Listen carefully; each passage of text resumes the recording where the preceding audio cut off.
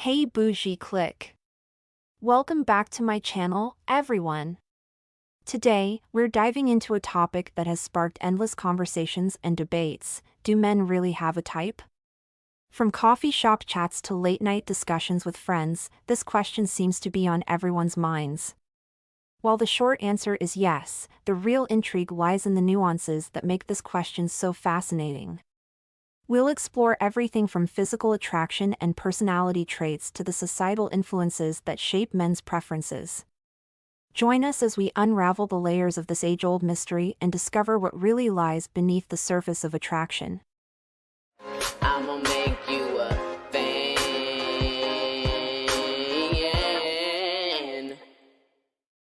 Unraveling the mystery.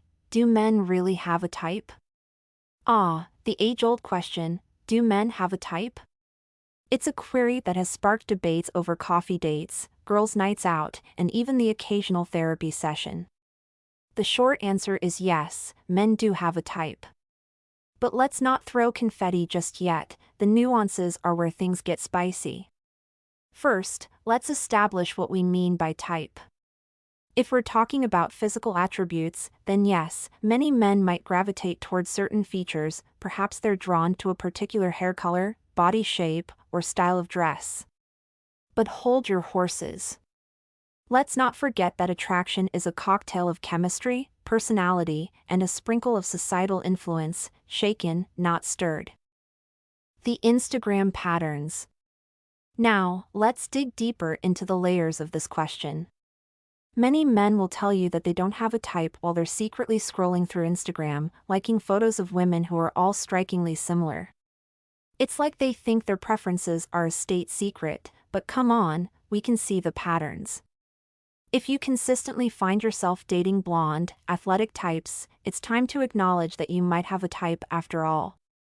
But what about the personality aspect? This is where things get juicy. Some men claim to be attracted to intelligence, humor, or kindness. However, if you take a closer look, you'll often find that their past relationships might tell a different story. A man might say he loves a smart woman, yet end up with someone who can barely spell intelligence. This contradiction isn't uncommon, it reflects the complexity of human attraction.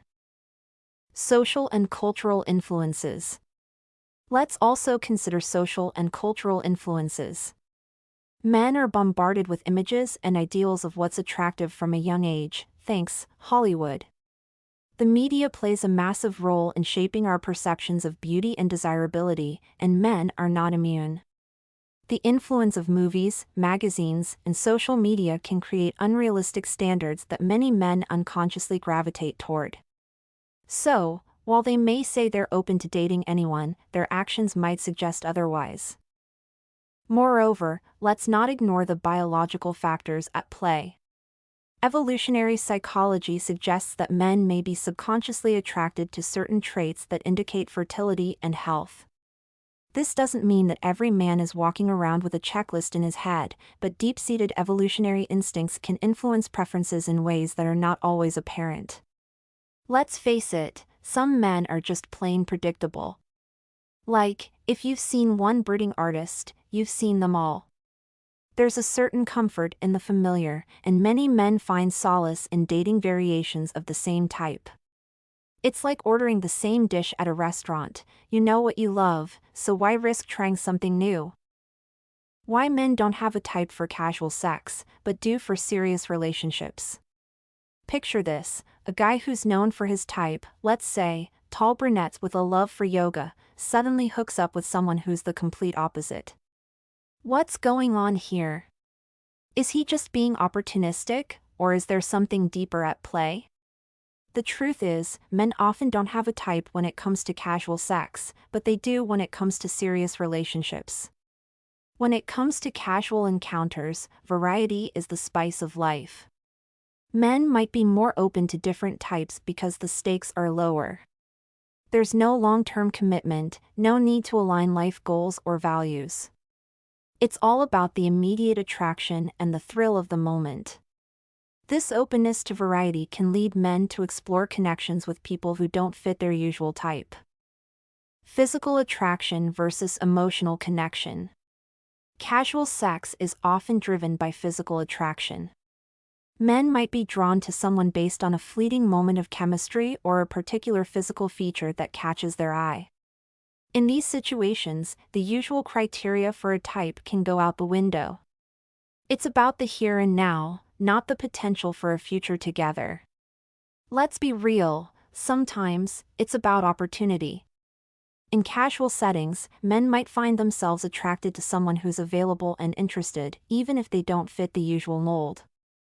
The lack of long-term expectations allows for more flexibility in who they choose to be with.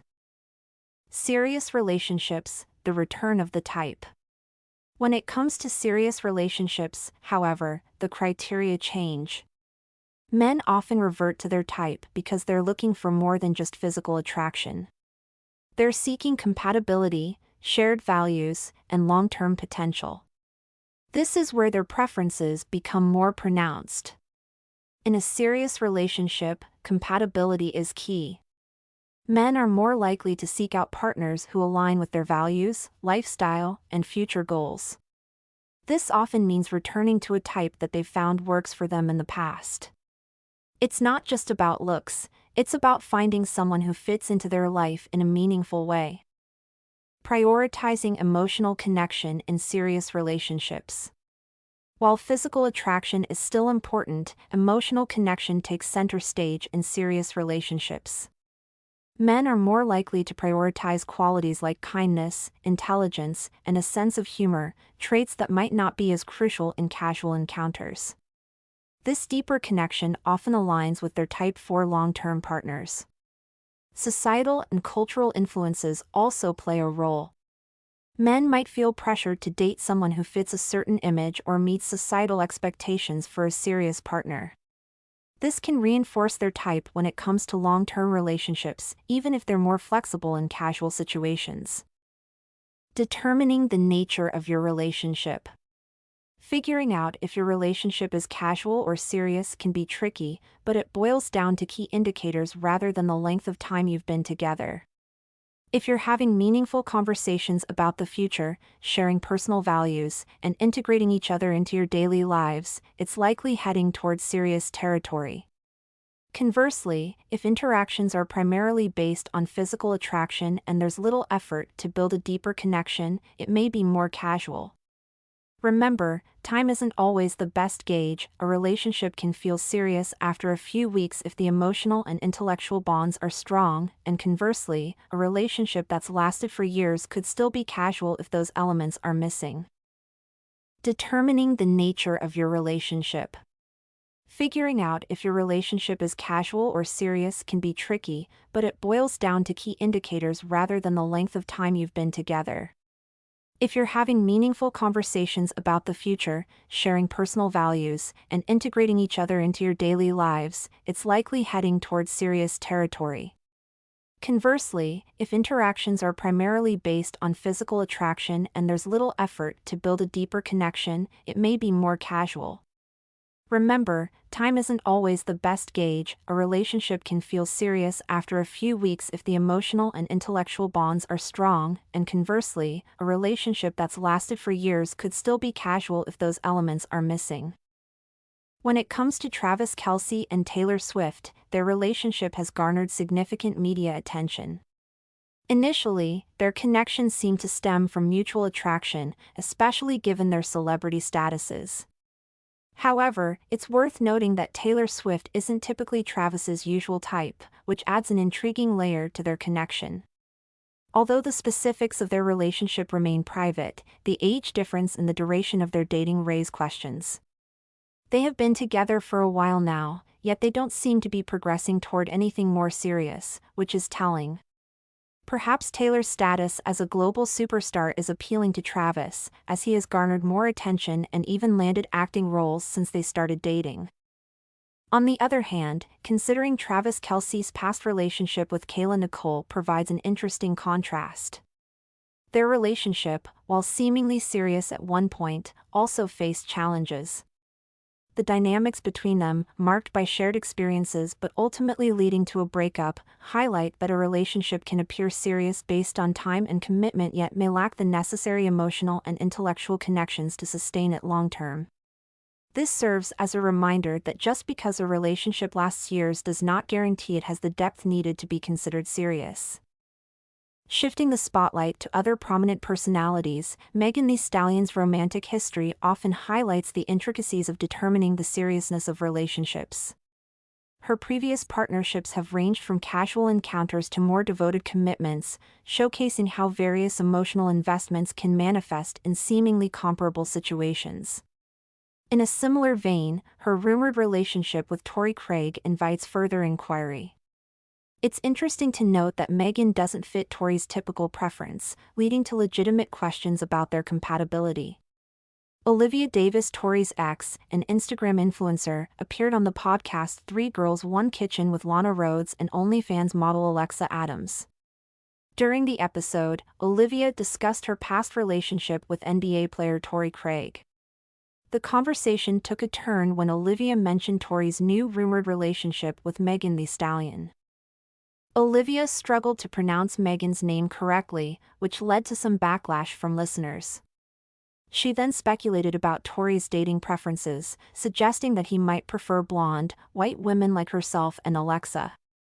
Lana Rhoades chimed in, agreeing with Olivia and noting that Torrey's exes seemed to look similar to them.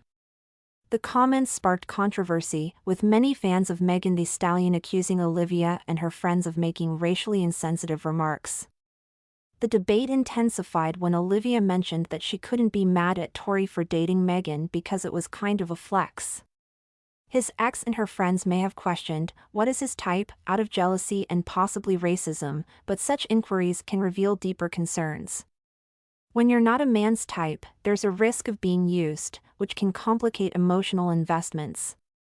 When you consider that this is the most public attention he and his ex-girlfriend have received in a long time, it raises questions about his true motives for choosing someone different from his usual type. Determining whether a relationship is casual or serious depends on the quality of the emotional and intellectual connections rather than merely the duration of the relationship. It is very hard to know what a man's type is if you are thinking like a woman. The only way to really know if you are a man's type is by how he treats you. Meeting his family, living together, having a baby together, going on vacations, or dating for years all mean nothing to a man. If a man truly likes you, he takes care of you financially, even if you have more money, and emotionally, and he marries you, point blank period. Conclusion. While men may claim they don't have a type, the evidence often suggests otherwise. Their preferences are influenced by a complex interplay of physical attraction, personality traits, societal expectations, and biological instincts. Although men might appear open to anything in casual encounters, where the stakes are lower and the focus is on immediate attraction, when it comes to serious relationships, their preferences become more defined as they seek compatibility, shared values, and emotional connection. Therefore, while a man may embrace variety in casual dating, his true type tends to surface when he is looking for something more lasting, illustrating the fascinating double standard that highlights the complexity of human attraction and relationships. Thanks for joining us on this deep dive into the fascinating world of attraction and relationship dynamics. We've unraveled some intriguing insights about whether men really have a type, and it's clear that the answer is anything but straightforward. From social influences to the distinction between casual encounters and serious relationships, we've explored the layers that shape men's preferences. If you found this discussion enlightening, don't forget to give us a thumbs up and subscribe for more content that tackles the complexities of love and relationships. We want to hear from you, too. What do you think about the idea of having a type? Do you think men are more predictable than they let on? Share your thoughts in the comments below, and let's keep the conversation going. Until next time, remember, love is a journey filled with surprises, and understanding it is just the beginning. See you in the next video. What do you think? Do men have a type? Let me know in the comments section. Stay bougie. Follow and support me. All links in bio. Don't forget to like, share, and subscribe. Check description for more info. New episodes every day.